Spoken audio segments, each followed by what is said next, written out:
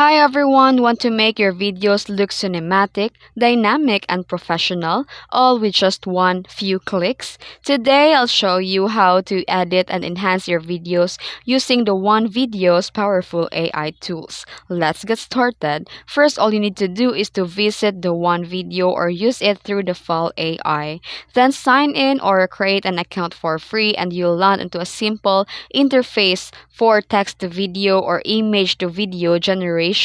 Then after that, you can upload or generate your video. Here are the option 1. You can generate a new video from text to image prompts, or option 2, if you already have a video, you can use Wan's enhancement pipeline to upgrade visuals. And then here you can use also an AI enhancement tools. The Wan.Video includes tools like motion smoothing, color grading, stylization, and frame interpolation. And this is simply select options in the settings panel. You can tweak the sliders or choose preset like cinematic, dreamy, realistic, and anime. And once you are happy with the result, preview and download. Click generate or enhance to process your video, and after a few seconds for AI rendering, preview and download it in HD.